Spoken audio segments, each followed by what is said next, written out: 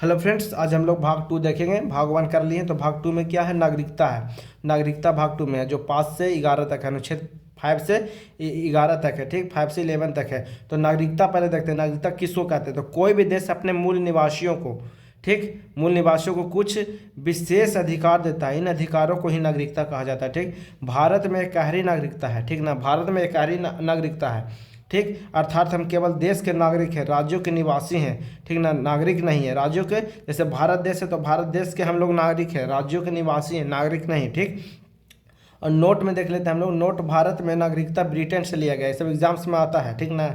तो इन सब हल्के मत लीजिए। भारत में नागरिकता ब्रिटेन से लिया गया है और नागरिकता पर पहला विवरण राष्ट्र ने दिया है, ठीक ना। तो अगर आप लोग को वीडियो अच्छा लग रहा है तो ज़रा लाइक और चैनल को सब्सक्राइब कर दीजिए, क्या कि डेली वीडियो आ रहा है अनुच्छेद पे, आगे भी आता रहेगा। अनुच्छेद हम लोग पूरा कंप्लीट कर लेंगे। तो अनुच्छेद 5 देखते हैं कि अनुच्छेद 5 में किस चीज़ के बारे में बताया, नागरिकता से संबंधित है। अनुच्छेद 5 नागरिकता से संबंधित है, ठीक ना। और यह स्पष्ट करता है अनुच्छेद 5 कि संविधान लागू होने के समय कौन व्यक्ति भारत का नागरिक माना जाएगा, ठीक। अनुच्छेद 5 इस चीज़ को स्पष्ट करता है, ठीक ना।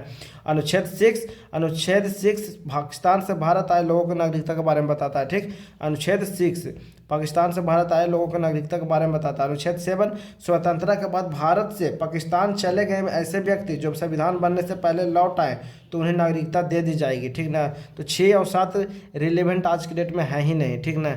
काहे कि 6 और 7 रिलेवेंट नहीं है, काहे कि देश आज़ाद हुआ था तो वहाँ के नागरिक यहाँ, वहाँ के नागरिक वहाँ हो रहा था। तो इसीलिए ये अनुच्छेद 6 और 7 लाया गया था। तो आज के डेट में इम्पोर्टेंस नहीं है, तो अब इन लोग इसको याद ही मत करना है, ठीक। अनुच्छेद 8, 9 और 10 और 11 इंपॉर्टेंट है, ठीक। अनुच्छेद 8 में देखिए, भारत से बाहर रहने वाले भारतीय मूल के नागरिकों के नागरिकता के अधिकारों से संबंधित है। अनुच्छेद 8 भारत से बाहर रहने वाले भारतीय मूल के लोगों के नागरिकता के अधिकारों से संबंधित है। समझ रहे ना।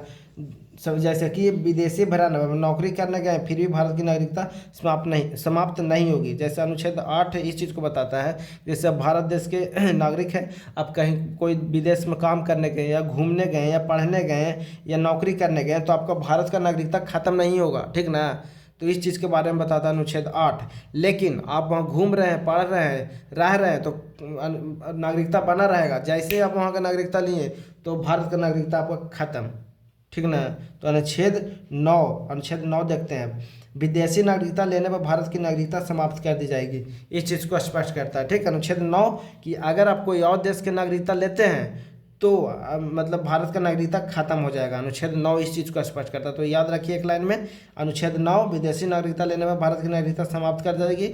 अनुच्छेद 8 कहीं और कोई और देश गए, वहाँ घूम रहे हैं, रह रहे हैं, पढ़ रहे हैं तो आपका नागरिकता बना रहेगा। इस चीज़ के बारे में अनुच्छेद 8 बताता है। अनुच्छेद 10 क्या बताता है कि भारतीयों की नागरिकता बने रहेगी तब तक जब तक कि वह कोई देश विरोधी कार्य न करे, ठीक। मतलब देश के विरोध में कोई कार्य न करे। जैसे देश विरोधी का मतलब कि एंटी नेशनल एक्टिविटीज़ ना करे, देशद्रोह वाला काम ना करे, ठीक। तो अगर आप देशद्रोह वाला काम करिएगा तो आपका यहाँ का नागरिकता ख़त्म कर दिया जाएगा, ठीक ना।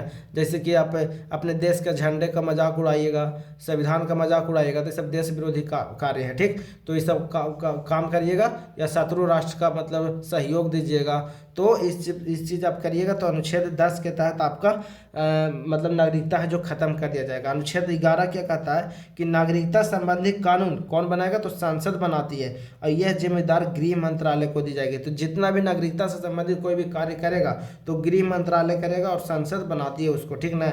नागरिकता संबंधी कानून संसद बनाती है और यह जिम्मेदार गृह मंत्रालय को दी गई है। अनुच्छेद 11 इस चीज़ को बताता है। तो हम लोग भाग 1 देख लिए, भाग 2 देख लिए। भाग 2 में नागरिकता हम लोग खत्म कर लिए। अगले सेशन में भाग 3 देखेंगे। इसी प्रकार से पूरा अनुच्छेद कंप्लीट कर लेंगे हम लोग, ठीक ना।